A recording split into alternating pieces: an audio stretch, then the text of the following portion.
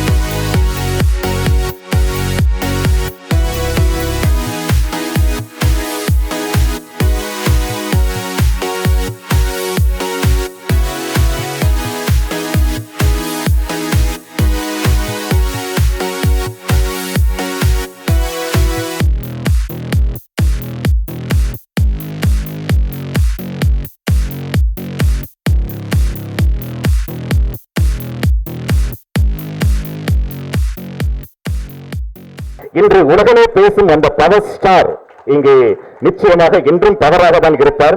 எனவே அவருக்கு எங்கள் வாழ்த்துக்களை தெரிவித்துக் கொண்டிருக்கிறோம். பவர் ஸ்டார் அவர்கள் இந்த முறைகளை வாழ்த்துறை வழங்குவதற்காக இந்த மேடையில் உயிரில் மேலான ரத்தத்தில் ரத்தமான ரசிகர்களே,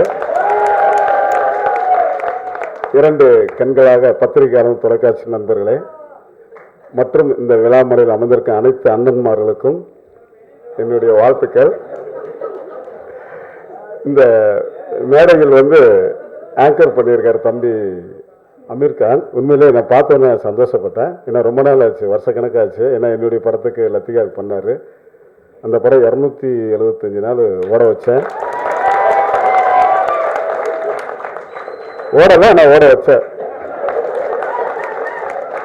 அதுக்கு ஒரு திறமை வேணும் இல்லையா? என்ன சொல்றீங்க? ஒரு 10 நாள் ஓட படத்தை எடுத்துருவாங்க, ப்ரொடியூசர் மனம் தளர்ந்துருவாங்க, என்ன வருமானம் இல்லை அப்படின்னு. நான் எல்லாம் தளரல. ஒவ்வொருத்தருக்கும் வரவுக்கெல்லாம் பிரியாணி, குவார்டர், கையில் 100 ரூபா 500 ரூபா. எதுக்கு இது சொல்றேன்னா, ஒரு தொழில் பண்ணால் முழுசாக இறங்கிடணும். அது லாபமோ நஷ்டமோ அப்புறம் தான். என்னை அரெஸ்ட் பண்ணானுங்க, கொண்டு போனாங்க. இது ஒரு சினிமா ஷூட்டிங் நினைச்சு நான் பாட்டு உள்ள போய் உட்காந்து வெளியே போகிற இடத்துல பூரா போலீஸ்லாம் என்னை பார்த்து, ஐயோ சார் உங்கள் ஃபேன்ஸ் சார், ரொம்ப சந்தோஷம் அப்படின்னு மனசில் ஒரு தைரியம் வந்துச்சு. ஏன்னா மற்றெல்லாம் அங்கே இருக்கிறதுல எல்லாமே நல்லவங்க தான். அதாவது உள்ளே இருக்க பூரா கேடி, வெளியே இருக்க பூரா நல்லவன்னு நான் சொல்ல மாட்டேன். எல்லாருமே அவங்கவுங்க விஷயத்தில் அவங்கவுங்க கரெக்டாக இருக்கிறாங்க. அதாவது என்னை இந்த ப்ரொடியூசர் தம்பி தான் சொல்லி இஸ்மாயில். நான் சூப்பர் ஹிட் ஃபிலிம்ஸில் டப்பிங்கில் இருந்தேன். அப்போ திடீர்னு ஃபோன் வந்துச்சு. நம்ம வெங்கட் தம்பி ஃபோன் பண்ணார். அண்ணே நான் பிஆர்ஓ பேசுகிறேன். என்ன தம்பி சொல்லுங்க தம்பி. ஏன்னா இவர் பேசினாருன்னா விஜயமல்லி சார் பேசுவார்னு எனக்கு தெரியும். அதனால் சரி சொல்லுங்க தம்பி. என்ன தம்பிண்ணே? ஒன்றும் இல்லைண்ணே, ஒரு படம் விஷயமா பேசினேன். உடனே வாங்கினேண்ணே, அட்வான்ஸ் கிடைக்குமா? அண்ணே கீழே இறங்கி வாங்கினேன் அப்படின்னாரு. அப்படியே பாதியில் டப்பிங் விட்டு கீழே காரில் உட்காந்து தம்பி இஸ்மாயில் பேசினார். அண்ணே இந்த மாதிரி கதை அப்படி கதையெல்லாம் விடுங்க, பைசா எவ்வளோ தரீங்க? ஏங்க நீங்கள் படம் போட்டு எடுக்கிறீங்க, படம் ஓடும் தானே எடுக்க போகிறீங்க, இதில் எடுத்து நான் கதை கேட்க போகிறேன் அப்படின்னு சொன்னால் அப்படியே காரில் அமௌண்ட்டை கொடுத்தா எனக்கு என்ன தம்பி இவ்வளோ தானே? அண்ணே வச்சுக்கண்ணே, அப்புறம் பார்த்துக்கலாண்ணே. அதே மாதிரி யாழ்னு ஒரு படம், அதில் ஆடியோ லஞ்சர் இதே மாதிரி இருக்கேன். டக்குன்னு பார்த்தா ஒரு பெரிய கட்டு வந்துச்சு. ஆனால் வாங்கினேன் அப்படின்னாங்க. என்னடா கூப்பிட்றாங்க. சரி வெளியே போனேன். வெளியே போனால் இவ்வளோ பெரிய பணத்தை கொடுத்தாங்க. என்ன தம்பி வேணே? ஒரு சாங்கு நீங்கள் பாடணுண்ணே, ஆடணும் அப்படின்னாங்க. சரி ஆடிடுவோம். ஆடுறதுக்கு என்ன கொடுக்குறீங்கண்ணே? இந்தாங்க நேரில் உள்ள 8 லட்ச ரூபா. ஒரு யோசனை வச்சுருந்தா 8 கொடுக்குறேன், இன்னொரு 2 கேட்டு 10 வாங்கிக்கலாமே. ஆனால் நீங்கள் வேணு சிலுக்கு சுந்தா கூட இவ்வளோ கிடையாதுண்ணே, உங்களுக்கு தானே இவ்வளோ பணம். அப்போ நான் பணத்தை வீட்டில் கண்ணாடி பார்த்தேன். அப்போ நம்ம சிலுக்கு மாதிரி நினைக்கிறாங்களோ,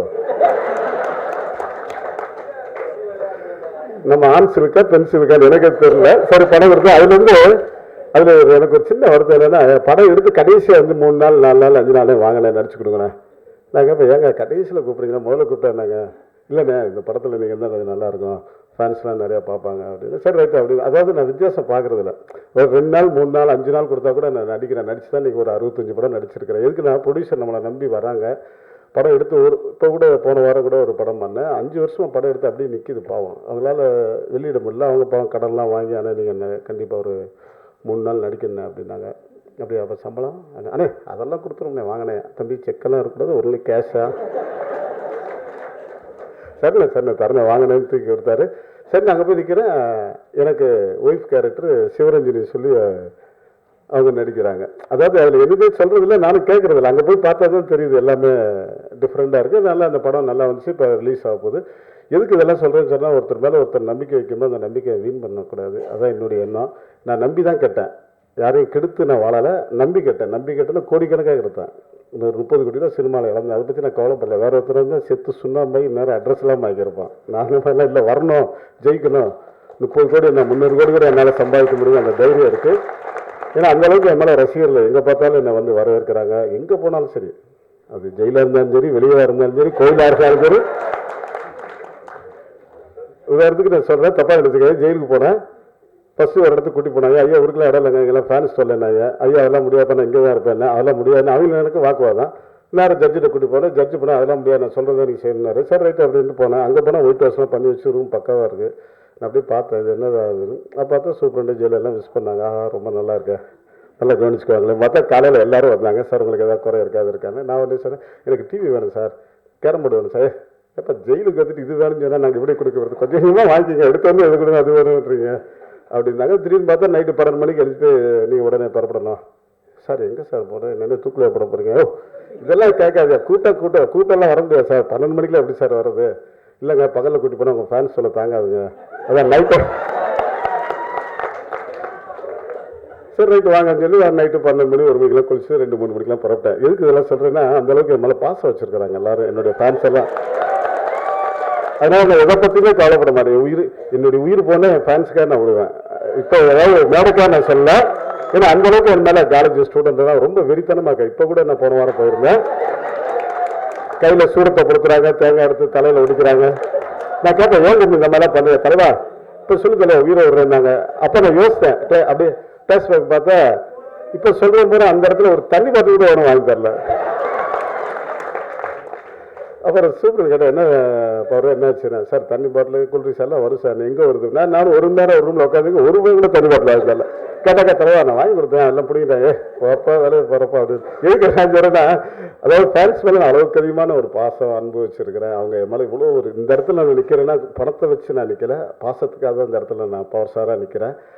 ரெண்டாவது வந்து புது படங்கள் வந்து எவ்வளோ பெரிய பெரிய படங்கள்லாம் வருது, ஆனால் சின்ன படங்கள் தான் எனக்கு நிறைய சம்பளம் கொடுக்குறாங்க. அவங்க கரெக்டாக சொன்ன மாதிரி சொல்கிறாங்க. பாருங்கள், போஸ்ட் பேனரு பார்த்து நான் கை கும்பிட்ற மாதிரி, அதான் பிரம்மாண்டமாக பண்ணுறாங்க. ஏன்னா நான் வந்து வளரணுங்கிறது அவங்க மேலே அவங்களுக்கு ஒரு ஆசை, படமும் நல்லா வெற்றி பண்ணணுங்கிறது. அதே மாதிரி இப்போ லேட்டஸ்ட்டாக நான் தேனியில் ஒரு படம் பண்ணேன். என்னுடைய தம்பி மியூசிக் டைரக்டர் ஜெயக்குமார் அவர் ஒரு படம் சிரிக்க விடலாமா, தெரிக்க விடலாமான்னு சொல்லி அந்த சிரிக்க விடலாமான்னு சொல்லி என்னை கூட்டிகிட்டு போய் படம் எடுத்தார். 30 நாள் பிரமாதமாக என்னை பார்த்துக்கிட்டாங்க. எதுக்கு சொல்ல வரேன்னா, அந்தளவுக்கு என் மேலே பாசம் அன்பு வச்சுருக்கிறாங்க. எல்லா சின்ன ப்ரொடியூசர் பூரா என் மேலே அவ்வளோ பாசம். பெரிய ப்ரொடியூசர் எப்படின்னு எனக்கு தெரியாது, ஏன்னா என்னை பார்த்தாலே மறந்துடுறானுங்க. அதனால் அது வந்து நான் இப்போ சளைக்கிறது இல்லை. எந்த கேரக்டர் கொடுத்தாலும் நான் பண்ணுறேன், ரைட்டு கொடுங்க, பெண் வேஷம் மட்டும் வேணாம் அப்படிங்கிறது. ஏன்னா மற்ற வேஷம்லாம் கொடுங்க, நான் பண்ணித்தரேன். எதுக்கு இதெல்லாம் நான் சொல்கிறேன்னா, இந்த படம் இந்த மாதிரி புது புது படங்கள்லாம் வந்து நிறைய வருது. புது புது ப்ரொடியூசர்லாம் பாவம் வீடு வாசல்லாம் விற்று வட்டிக்கு வாங்கி இந்த மாதிரி படம்லாம் எடுக்கிறாங்க. பாவம் அன்றாட செலவுக்கு ஒரு நாள் எவ்வளோ கஷ்டப்படுறாங்கிறது நான் வந்து படம் எடுக்கும்போதெல்லாம் எனக்கு தெரியல. அது ஏன் படம் இல்லை, இன்னொருத்த படம் தான். இருந்தாலும் நான் வச்சு செலவிக்கிறேன்ல, திருப்பி நம்ம அதுக்கு பதில் சொல்லணும் இல்லையா? அதனால் இப்போ பாவங்கள்லாம் கஷ்டப்பட மாக்குது. ஆனால் இதே மாதிரி புது படம்லாம் எடுக்கிறவங்கெல்லாம் பார்த்தோன்னா நல்ல கரெக்டான பட்ஜெட்டில் எடுக்கிறாங்க. நான் எடுக்கும் போதெல்லாம் ஒரு ஃபைட் சீன் லத்திகாவில் ஒரு நாளே முடிக்க வேணும், 2 லாரி தண்ணி தான் வேணும். அவனை 6 நாள் வச்சு என்னை வச்சு வாட்டு 50 லாரி கொட்டிட்டான். எத்தனை காசு செலவு, அப்போல்லாம் எனக்கு ஒன்றும் தெரியல. பயங்கரமாக பில்டப் பண்ணாங்க. ஏன்னா அப்படின்னா நீங்கள் தானே அப்படின்னு திரையுலகமே உங்கள் கையில் வரப்போகுது அப்படின்னு சொல்லி கொண்டு 30 கோடி இழந்துட்டேன். எதுக்கு எல்லாம் சொல்கிறேன்னா, இப்போ தான் உலகத்தை சினிமா என்னன்னு நான் ரொம்ப புரிஞ்சுக்கிட்டேன்னா, நான் நடிக்கும்போது அவங்க படுற கஷ்டம், அவங்க படுற வேதனை எவ்வளோ கரெக்டான பட்ஜெட்டில் அந்த தம்பி சலீமும் ஜெயக்குமார்லாம் பக்காவாக பண்ணுறாங்க. அது மாதிரி இஸ்மாயிலும் அப்படி தான் ரொம்ப கரெக்டாக பண்ணுறாரு. அந்த மாதிரி பண்ணக்கூடியவங்க தான் நினச்சி நிற்க முடியும். ஏன்னா தானே அதெல்லாம் நிற்க முடியாது. அந்த மாதிரி நீங்கள் வந்து வாங்கங்கிறது கண்டிப்பாக பைசா கொடுத்து படம் பாருங்கள், பணத்தை கொடுத்து படம் பார்த்தீங்கன்னா நல்லாயிருக்கும். இந்த படம் டைட்டில் எனக்கு ரொம்ப பிடிச்சிருக்கு. நான் நிறைய படங்கள்லாம் நான் பண்ணியிருக்கேன். அடுத்த ஆடியோ சீரியல் நான் வருவேன். என்னை வந்து இந்த அளவுக்கு உங்கள் முன்னால் நிற்பாட்டிருக்க பத்திரிகையாளர் தொலைக்காட்சி நான் ரொம்ப நன்றி கடன் பட்டிருக்கேன். ஏன்னா ஆரம்பத்துலேருந்து அவங்கன்னா எனக்கு ஒரு சந்தோஷம். என்னை ஒருத்தன் ஏமாத்திட்டான்.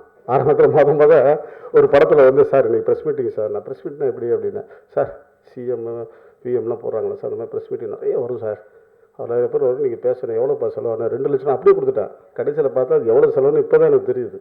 அந்தளவுக்கு நான் ஏமாந்துட்டேன் நிறைய விஷயம். அதே மாதிரி நம்பி நான் ரொம்ப மோசம் போயிட்டேன். இப்போ நம்ம நடிகை வந்து பார்த்தோன்னே எனக்கு காலில் விழுந்தாங்க. அப்போயே ஒரு ஃப்ளாஷ்பேக் ஆச்சு.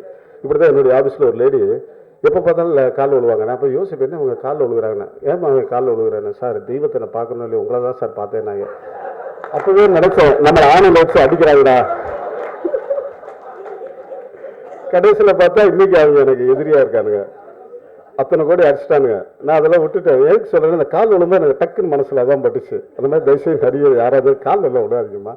எனக்கு விழாது, மற்றவங்களுக்கு விழுது. என்கிட்ட விழுந்தீங்கன்னா எனக்கு பழைய நினைவுலாம் நிறைய வரும். அதனால் புது நடிகர் ரொம்ப மரியாதைக்குரியவங்க, அவங்க நல்லா வரணும். அது மாதிரி ஹீரோலாம் ரொம்ப வரணும். மியூசிக் டைரக்டர் நல்லா பண்ணியிருக்காரு. புது டைரக்டர், அவர் ப்ரொடியூசர்லாம் இஸ்மாயில் ரொம்ப நல்லா வரணும். நிறைய படம். ஆனால் அவர் வந்து எனக்கு என்ன சொன்னார்னா, அவர் தப்பு பண்ணார். அவர் நான் சொல்கிறேன், தப்பாக நினச்சிக்காங்க. ஆனால் நீங்கள் வாங்கின இந்த படத்தை, இந்த ஆடியோ லான்ச் வரணும். ஏன் தம்பிண்ணே? கண்டிப்பாக வாங்கினேன். சரி தம்பிண்ணே, அடுத்த படம் நீங்கள் தானே ஹீரோ, அலௌன்ஸ் பண்ணுறேன். இப்போ பார்த்தாக்கா இன்னும் 10 நாள் தான் இருக்குங்கிறாரு. அது உடனே என்னை கூப்பிட்டு நான் வந்திருக்கேன். ஆனால் வாங்கினேன், அதுக்கு இவ்வளோ பில்டப்பு. நான் ஹீரோனா இல்லை, உண்மையிலே நான் வந்து 10 நாளா ஷூட்டிங் இருக்கு. அத பவர் ஸ்டார் இருக்காருங்க. 10 நாள் தான் இருக்காரு, ஹீரோ வரல. இந்த விழாவை வந்து எனக்கு நான் மொத்தமே 30 நாளைக்கு மேல ஷூட் பண்றதே கிடையாது. பொதுவான படங்களே நான் சொன்னேன்னு நினைச்சேன். சரி, நம்ம ஸ்டேஜில் வச்சு ஹீரோ அலௌன்ஸ் பண்றாரு, பரவாயில்ல, நான் சிக்கிட்டாரு, நீ புளிஞ்சு எடுத்துடலாம். இந்த மாதிரி எனக்கு வந்து என்னை வாழ வைக்கிற, இன்னைக்கு சினிமா தான் என்னை வாழ வைக்குது. எவ்வளவோ கோடியெல்லாம் இழந்திருக்கேன். 2வது இந்த படத்தில் ஒரு டைலாக் வரும், பவர் ஸ்டார் யார் பேர் வச்சான்னு சொல்லி அவரே தான் வச்சான்னு. உண்மையிலே நான் வைக்கவே இல்லை. ஏன்னா நான் வச்சா நடக்காது. ஏன்னா என்னை வந்து இந்த அளவுக்கு என்னை வந்து உயர கொண்டு வந்து என்னுடைய மானசீரமான தலைவரும் சொல்கிறதா, சகோதரன் சொல்கிறதா, இல்லை உடம்பு சொல்கிறதா, திரும்ப சார் என்றைக்கு நான் மதிப்பேன். ஏன்னா அவருடைய கைராசி.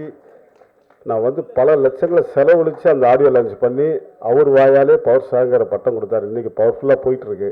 அவர் என்றைக்குமே நான் மறக்க மாட்டேன். ஏன்னா இந்த பவர் ஸ்டார் பட்டம் வந்து ஏகப்பட்ட பேருக்கு பொறாம. என்ன ஒரு இல்லைங்க, பவர் ஸ்டார் ஊருக்கு வச்சு பெரிய ஆட்கள் வைக்கல. எல்லாத்துக்கும் ஒரு அமைப்பு வேணும் இல்லையா, எல்லாத்துக்கும் எல்லாம் கிடைக்காது இல்லையா. அதான் இன்னைக்கு நான் சொல்கிறேன், எனக்கு போட்டின்னா சூப்பர் ஸ்டார் தான், வேறு யாருமே இல்லை. அது எதுக்காக அடிக்கடி சொல்கிறேன்னா, அவர் வந்து உழைச்சி இன்னைக்கு எவ்வளோ கஷ்டப்பட்டு, எவ்வளோ அவமானம், எவ்வளோ அசிங்கம், எவ்வளோ துன்பம் துயரெல்லாம் பட்டு இன்னைக்கு வந்து ஒரு சூப்பர் ஸ்டார் வர்றாருன்னா அவருடைய நம்பிக்கை, அவருடைய விடாமுயற்சி. அந்த மாதிரி நானும் வரணுங்கிற அதுக்காக தான் நான் போட்டி சொல்கிறேன். மற்றபடி அவர் வேறு எதுக்குலாம் நான் போட்டி கிடையாது. அவரை மாதிரி நானும் ஒரு சூப்பர் ஸ்டார் ரேஞ்சுக்கு வரணும் தான் என்னுடைய ஆசை.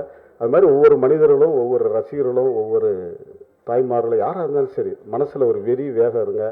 சினிமா வந்து ரொம்ப நாங்கள்லாம் நேசிக்கிறோம். எங்களுக்கு சினிமா தான் எங்களை வாழ வைக்குது. இன்றைக்கி நான் பவர் ஸ்டாராக இந்த இடத்துக்கு உலகம் பூரா போகிறேன்னா அது சினிமாவுக்கு தான் காரணம். அந்த சினிமாவை இன்றைக்கி நான் மறக்க மாட்டேன். உயிர் இருக்க வரை சினிமாக்காக எதுனாலும் செய்ய தயாராக இருக்கேன். அதனால் புதிய நடிகர் சங்கம் வந்திருக்கு, விஷாலுக்கு நன்றி சொல்கிறேன். புதிய ஆட்சி அமைச்சர் அம்மாவுக்கு நன்றி சொல்கிறேன். அதுமாதிரி இன்றைக்கி படம்லாம் நிறைய வருது. இந்த படங்களை பூரா நீங்கள் தேட்டரில் பார்த்து வெற்றி படமாக கொடுக்குறது என்னுடைய வாழ்த்துக்கள் சொல்கிறேன். என்னை பேச வைத்த அனைத்து உள்ளங்களுக்கும் நெஞ்சார மனதாக நன்றி நன்றி நன்றின்னு சொல்கிறேன். பேச நேரம் இல்லை, கண்டிப்பாக அடுத்த விழாவில் நான் நல்லா பேசுகிறேன். எல்லாருக்கும் வணக்கம். I'm not fluent in Tamil, but இருந்தாலும் தமிழில் பேசுகிறேன், ட்ரை பண்ணுறேன். எல்லோரும் மூவியை பற்றி ரொம்ப சொன்னாங்க. லைக் மூவி மெசேஜஸ் எவ்ரிதிங் எல்லாருக்குமே தெரியும். என்பி இஸ்மாயில் சார் என்னை இந்த படத்தில் காஸ்ட் பண்ணும்போது லைக் அவங்களுக்கு நிறைய டவுட்ஸ் இருந்தது. சரி நீ பண்ணிடுவியா லைக் அப்படின்னு நிறைய கேள்விஸ். அப்புறம் எனக்கும் தெரியும் this is my first movie. அப்போ எனக்கு வந்து மாடலிங் இன்ட்ரெஸ்ட் இருக்குது, பட் நடிக்கிற அந்த ஒரு இது இருக்கா இல்லையா அந்த ஒரு தெரியல. பட் இருந்தாலும் கடைசியில் நான் சொன்னேன், சார் நான் பண்ணுறேன், நான் இந்த ஒரு நெகட்டிவ் கேரக்டர் தான் நான் இதில் பண்ணுறது. ஸோ இந்த கேரக்டர் நான் பண்ணுறேன் சார், எனக்கு இந்த நெகட்டிவ் கேரக்டர் போதும் அப்படின்னு நான் வந்து கான்ஃபிடென்ட்டாக சொன்னேன். சார் டக்குன்னு ஓகே யூ டூ இட் அந்த மாதிரி எனக்கு வந்து என்னை நம்பி ஓகேன்னு சொல்லியாச்சு. அப்போ வரைக்கும் இருந்த கன்ஃபியூஷன் எல்லாம் மாற்றிட்டு ஓகே அப்படின்னு சொல்லி he costed me. So thank you so much. இந்த மூவியை ரொம்ப எதிர்பார்க்குறேன். Supporters please do watch the movie in theatre. Thank you so much. வாங்க வாங்க படமே ரொம்ப நல்லா இருக்கிற மாதிரி இருக்குது. வாங்க வாங்க அப்படிங்கிற ஒரு டைட்டில். அது மட்டும் இல்லை, இஸ்மாயில் பார்த்தீங்கன்னா ஒரு சிரிச்ச முகமாக இருக்கார். இந்த சிரிப்பு படம் ரிலீஸுக்கு அப்புறம் தொடரணும்னா எல்லாரும் படம் பார்க்கணும். ஹீரோ வந்து ரொம்ப அம்சமாக, ரொம்ப அழகாக, ரொம்ப துடிப்பாக, ரொம்ப நல்லா இருக்கார். நான் விஜய் சாரை சின்ன பையனில் பார்த்த மாதிரி அவரும் இப்போ இருக்கார். நிச்சயமாக அவர் நல்லா வரணும் அப்படின்னு இந்த நல்ல நேரத்தில் உங்கள் ஆதரவோட வேண்டிக்கிறேன். அதே மாதிரி பவர் ஸ்டார் படத்திலே சொல்லியிருக்காரு, பவர் ஸ்டார் டே பவர் ஸ்டார் வரேன்னு சொன்னேடா அப்படின்னு கேட்குறாரு. அவருக்கு பவர் ஸ்டார் பேர் வச்சது யாருன்னு படத்தில் சொல்லியிருக்காங்க. ஆனால் பவர் ஸ்டார் பேர் வச்சது திருமாவளவன் அவர்கள். என்ன சார் கரெக்டு தானே? கரெக்ட். கிட்டத்தட்ட ஒரு 15,000 பேர் கூடியிருக்க இடத்துல அவருக்கு பவர் ஸ்டார்னு பேர் வச்சாங்க. அவராகவே வச்சுக்கலாம் அந்த பேர். அதனால ஒரு கைத்தட்டலாம்னு நினைக்கிறேன் நான், வஞ்சம் இல்லாமல். ஏன்னா அவர் வந்து அவராக வச்சுக்கிட்ட பேரில். அதே மாதிரி அவர் ஒன்றும் ஒரு ரொம்ப நல்ல மனிதருங்க. நான் சினிமாவுக்கு வர்றதுக்கு, அவர் சினிமாவுக்கு வர்றதுக்கு மாதிரி எனக்கு தெரியும். ரொம்ப நல்ல மனிதர். வந்தவங்க அவங்ககிட்ட காசு வாங்க யாரும் போனதில்லை எனக்கு தெரிஞ்சு. அதே மாதிரி நல்ல மனிதர். நிறைய காசு சம்பாதிக்கணும் சார், நீங்கள் நிறையா படங்கள், இன்னும் நிறையா படங்கள் பண்ணி நீங்கள் நிறையா சம்பாதிக்கணும் இந்த நேரத்தில் வேண்டிக்கிறேன். அவர் வந்து ஒரு நிஜ ஹீரோ அப்படி ஆகிட்டார். அதாவது படத்தில் நடித்தவர் அவர் குணமே அப்படித்தான். ஒரு எங்கே தப்பு பண்ணாலும் சீறி பாயிறாரு. நிச்சயமாக இந்த விஷால் சார் தலைமையிலையும் இப்போ வந்து நாங்கள் தயாரிப்பாளர் சங்கத்தில் இருக்கிற இந்த நிர்வாகம் திருட்டு சீடி மட்டும் இல்லை, திருட்டு சீடியாக எந்த ரூபத்தில் வந்தாலும் சரி அதை ஒழிக்காம விடவே மாட்டோம். வேற மண்ணோட அவங்க அழிக்காம விட மாட்டோம். ஒரு தயாரிப்பாளர் எவ்வளவு கஷ்டப்பட்டு படம் எடுக்கிறாங்கன்னு படம் எடுக்கிறது மட்டும்தான் தெரியும். யாரோ எடுத்து நொங்கு உருவிட்டு போற மாதிரி உருவிட்டு போறாங்க. உண்மையிலேயே அவங்க குடும்பம் நல்லாவே இருக்காது, நாசமா தான் போகும் எனக்கு தெரிஞ்சு.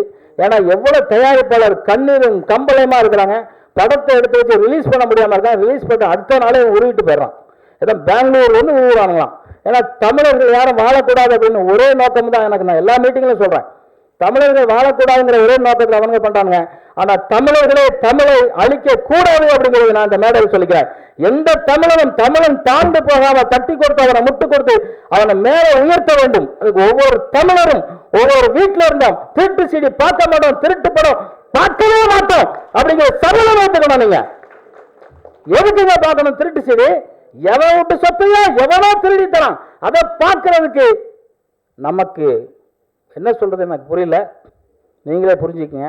உங்க நண்பர்கள் யாருன்னா பார்த்தா கூட பார்க்காதீங்கன்னு சொல்லுங்க. இந்த படம் எடுத்த தயாரிப்பாளருக்கு எவ்வளவு கஷ்டம்.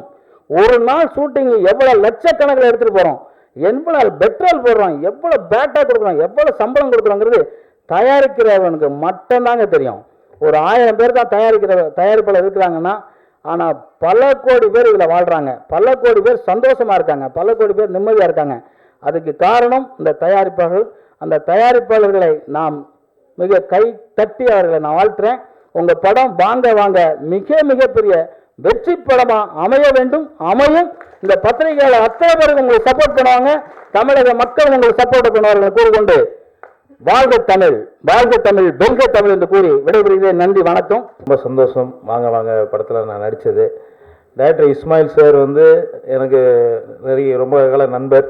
இந்த படத்தில் ஒரு கெஸ்ட் ரோல் தான், இதை பண்ணணும்னு கேட்டுட்டாரு. என்னுடைய ரோல்னே சொன்னார், நான் ஒரு டைரக்டர், நீங்கள் டைரக்டராகவே நடிக்கிறீங்க அப்படின்ட்டு. நானும் உடனே சரின்னேன். இந்த புது டீமுக்கு என்னுடைய வாழ்த்துக்கள், நன்றி. உங்கள் எல்லோருடைய ஒத்துழைப்பையும் இந்த டீமுக்கு கொடுக்கணும்னு என்னுடைய நன்றியை தெரிவிச்சுக்கிறேன். நன்றி, வணக்கம். கனல் கண்ணன் அவர்கள் இப்பொழுது பெற்றுக் கொள்கின்றார்கள். உங்கள் அனைவருடைய வாழ்த்துக்களின் மத்தியிலே இதோ வாங்க வாங்க உலகமெங்கும் குடிக்கப் போகிறது, பிரசித்தி பெறப் போகிறது, திக்கட்டு திசைகளையும் கலக்கப் போகிறது, வாங்க வாங்க இசை பாடல்கள். எனவே உங்கள் அனைவருடைய கரகோஷத்தை வழங்கி வாழ்த்துக்களையும் எங்கே வழங்குங்கள். இதோ பவர் ஸ்டார் ஸ்ரீனிவாசன் அவர்கள் இப்பொழுது வருகிடம் மேடையிலே ஜாகுவார் தங்கம் அவர்கள், என் விஜய் முரளி அவர்கள், கனல் கண்ணன் அவர்களோடு இங்கே வருகை தந்திருக்கும் முக்கியஸ்தர்கள் அனைவரும் இணைந்து கொள்கின்றார்கள்.